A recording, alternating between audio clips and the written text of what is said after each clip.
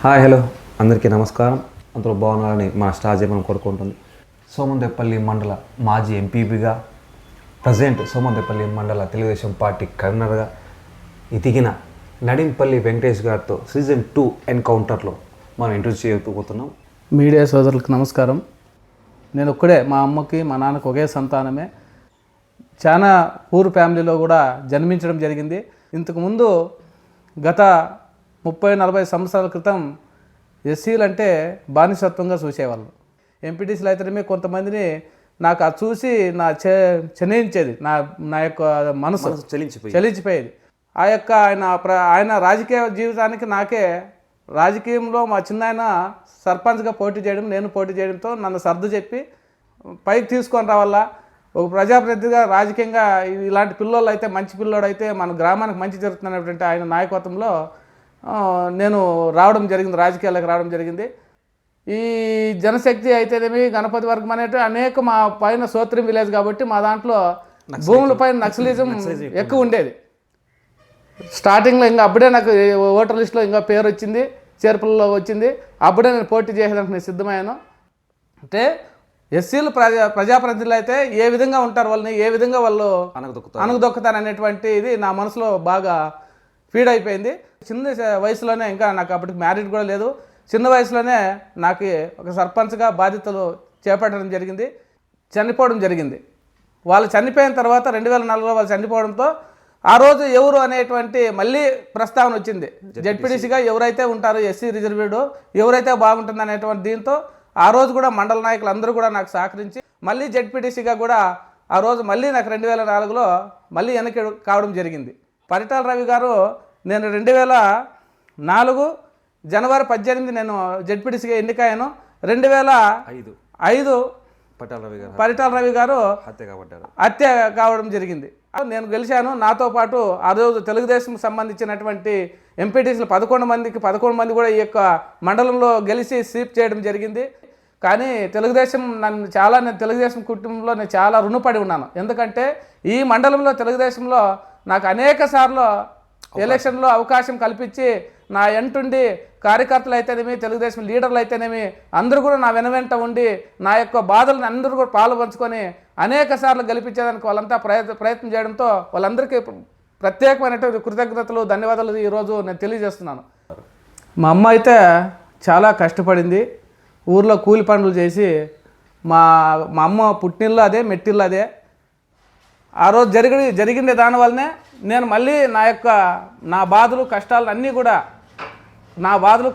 కూడా తెలుసుకొని నా రాజకీయ జీవితాన్ని ఎలా ముందుకు తీసుకొని పోవాలి, నేను ఎలా ఒక నాయకుడిగా తయారు కావాలి, ఇంకా నాలాంటి వారు ఇంకా పేదవారికి ఆదర్శంగా ఈ మండలంలో మనం నిలబడాలి, మన వారికి ఏదైనా కష్టాలు వస్తే వాళ్ళ కష్టాల్లో మనం కూడా వెనువెంట ఉండాలనేటువంటి ఒక ఆలోచనతో మేము మాట్లాడుకునేవాళ్ళు. ఎస్సీలకు వస్తే ఈ విధంగా అణగదొక్కుతారు, ఎస్సీలు అంటే ఏమి, చట్టం అందరికీ ఒకటే అనేటువంటి భావన అప్పుడు నా ఫ్రెండ్స్లో కూడా ఒక డీలర్ అక్కడ చౌడప్ప అని ఒక డీలర్ కూడా అయ్యాడు. మేమంతా 7 మంది ఫ్రెండ్స్ ఉండేవాళ్ళు బాగా జరిగేది. పరిటాల రవీంద్ర గారు ఉన్నారు, ఫ్యాక్షనిజానికి ముఖ్య పాత్ర ఉండేది. అలాంటి తరంలో మీరు ముందుగా మొండిగా పోవడం ధైర్యం ఏంటి, కారణం ఏంటి? కులపరంగా అయితేనేమి, పార్టీలో ఉండే నాయకులతో అయితేనేమి కలుపుకొని, కుల బంధువులతో కూడా కలుపుకొని నేను అప్పుడప్పుడు కూడా ఎంఆర్పిఎస్లో కూడా నేను నాయకత్వం నేను పోయేవాడు, నాయకత్వం తీసుకోండేవాడు. కానీ ఎంఆర్పిఎస్లో ఉన్నా కూడా ఎక్కువ ప్రాధాన్యత తెలుగుదేశంకే నేను ఇచ్చేవాడు. 19 తర్వాత 2024లో వచ్చిన తర్వాత 2002లో నేను 2000 సంవత్సరంలో సర్పంచ్గా మనకి గవర్నమెంట్ వెళ్ళిపోయడంతో ప్రతిపక్షంలో మళ్ళీ 2021లో ప్రతిపక్షంలో మళ్ళీ పోటీ చేసేదానికి మేజర్ పంచాయతీలో ఎస్సీ రిజర్వ్డ్ కావడము, దాంట్లో మేజర్ పంచాయతీ రిజర్వ్ అయిన తర్వాత గవర్నమెంట్ పోయిన తర్వాత జగన్మోహన్ రెడ్డి గవర్నమెంట్ వచ్చిన భయభ్రాంతులకు గురైపోయారు. తెలుగుదేశం అంటే ఎందుకు లేప, తెలుగుదేశంతో మేము పోతే మా పరిస్థితి ఏమనేటువంటి భయభ్రాంతులు, కేసులు కొట్టుతారు, ఏం జరుగుతుందనేటువంటి భయభ్రాంతులతో కొంతమంది నాయకులు ఎవరు ముందుకు రాలేదు. వాళ్ళు ప్రస్తావన జరగడంతో, ప్రపోజల్ పెట్టడంతో నేను కూడా దానికి అంగీకరించాను. ఎందుకంటే ఈ మండలంలో ఉండేటువంటి తెలుగుదేశం నాయకులు అయితేనేమి, ఈ గ్రామంలో ఉండే తెలుగుదేశం నాయకులు అందరూ కూడా నాకు ఆ విషయం చెప్పిన తర్వాత సరే నేను ఓకే అన్నాను. మేడం గారు అనేక కృషి చేయడం జరిగింది.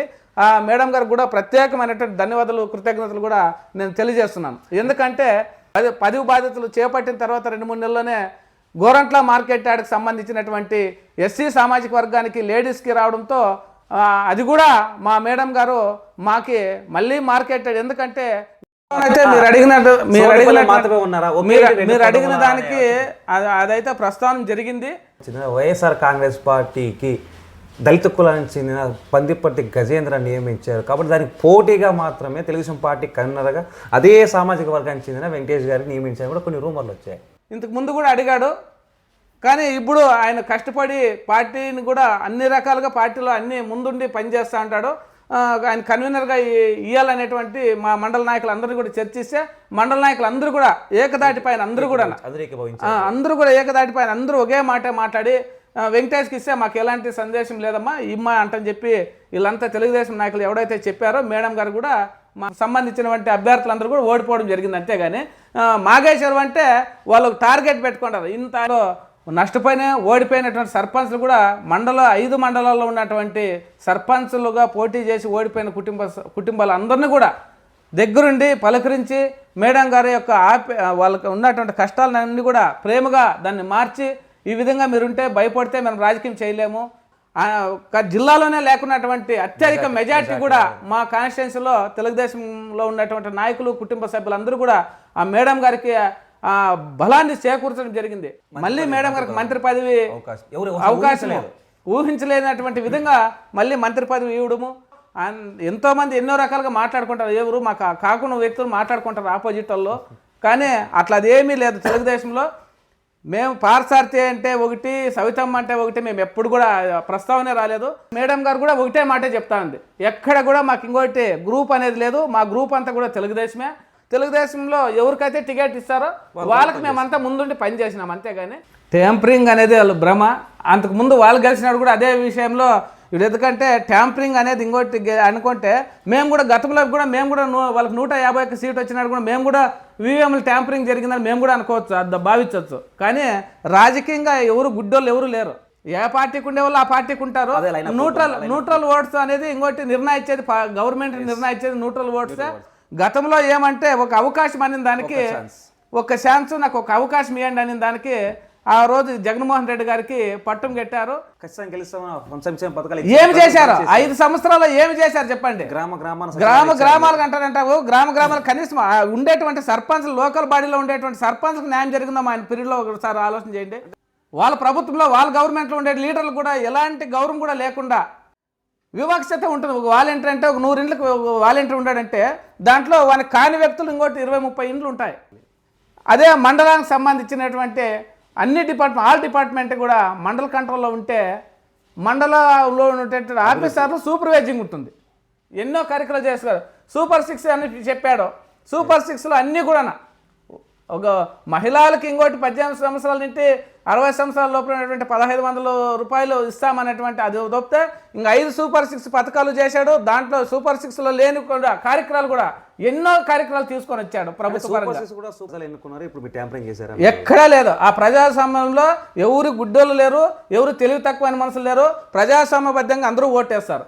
ఎట్లంటే ఈవీఎంలో కూడా మనం ఓటేసారు, ప్రతి ఓటర్లు కూడా వారి యొక్క ఓటు ఏ దానికి వేసినామనేది దాంట్లో బాగా క్లీన్గా కనపడుతుంది.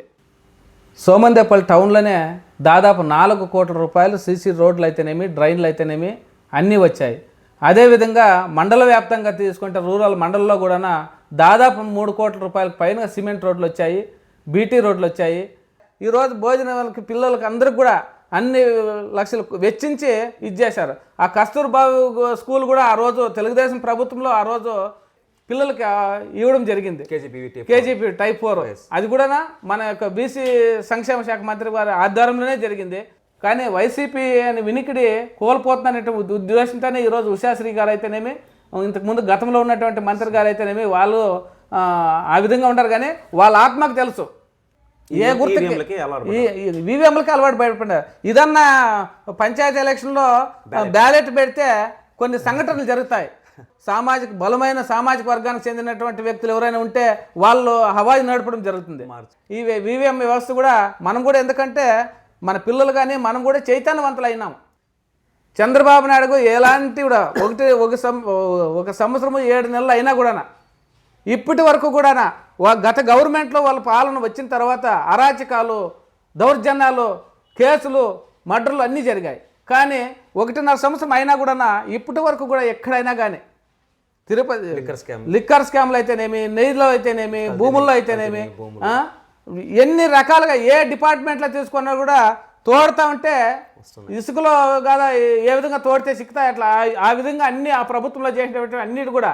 కానీ ఈవిడ అవన్నీ అరకట్టి ఈ ప్రభుత్వంలో కొన్ని ఏళ్ళు గడుస్తుంది. ప్రజలకు అంకితం చేయాలంటే కాదు. అదే పీపీపీ పద్ధతిలో అయితే మెడికల్ కాలేజ్ త్వరతన పూర్తి చేసి వాళ్ళు ఇంకోటి ప్రభుత్వంలో ఉండేటువంటి దానికి, ప్రైవేట్ దాంట్లో ఉండేదానికి వసతులను అయితేనేమి, నాణ్యతనైతేనేమి అన్ని రంగాల్లో కూడా ఆలోచన చేసే పెద్దలు నిర్ణయం తీసుకోండి. అంటే నరేంద్ర మోడీ గారితో కూడా సంప్రదింపులు జరిపి కూటమిలో ఉండేటువంటి పవన్ కళ్యాణ్ గారితో అయితేనేమి, చంద్రబాబు నాయుడు గారు అంతా కలిసి క్యాబినెట్లో అంతా కూడా నిర్ణయం తీసుకొని ప్రైవేటీకరణ చేయాలనేటువంటి ఉద్దేశం తర్వాత ప్రభుత్వానికే వస్తుంది. పూర్తిగా ప్రభుత్వం సొమ్ము అంతా కూడా పూర్తిగా ప్రైవేటీకరణకే ఒప్పజెప్పలేదు. రాజకీయంగా మేమంతా విన్నాము. అప్పట్లోనే కోర్టులో ఉండే పెద్దలతోనే గాలం వేసి వాళ్ళతో కూడా చట్టాలనే మార్పించేదానికి చేశారు. ఇవిడు కూడా వాళ్ళు ఇంకోటి అట్లా చేసేదానికి ఇంకోటి అవేమి సాగు ఇవిడ. ఎందుకంటే మాజీ సీఎం నువ్వు. కానీ శాశ్వతంగా వైఎస్ఆర్ పార్టీ అనేది ఇప్పుడు నేను చెప్తాను, శాశ్వతంగా ఎప్పటికీ కూడా వైఎస్ఆర్ పార్టీ ఉండదు, ఉండబోదు. ఏ విధంగా అంటే నా యొక్క జీవితాన్ని రాజకీయంగా నా ప్రస్తావన తీసుకొచ్చాం. రాజకీయంగానే నా యొక్క జీవితాన్ని శాశ్వతంగా అదే ఉంటుంది. కానీ నా యొక్క సంకల్పం, నా యొక్క ఆశ ఏమంటే నాకు పుట్టినటువంటి సంతానంలో ఇంక రాజకీయంగా నేను చూడిందంటే ఇవిడ నా యొక్క అనుభవంలో అన్ని పదవులు చూశాను, అన్ని పరిపాలనలు చూశాను, అన్ని కష్టాలు, అన్ని నష్టాలు చూశాను, కష్టాలు చూశాను, అనేక గవర్నమెంట్లు కూడా చూశాను. ఏ గవర్నమెంట్ వస్తే ఎట్లా పరిపాలన ఉంటుంది, ఏ విధంగా ఉండాలి, ఏ విధంగానే.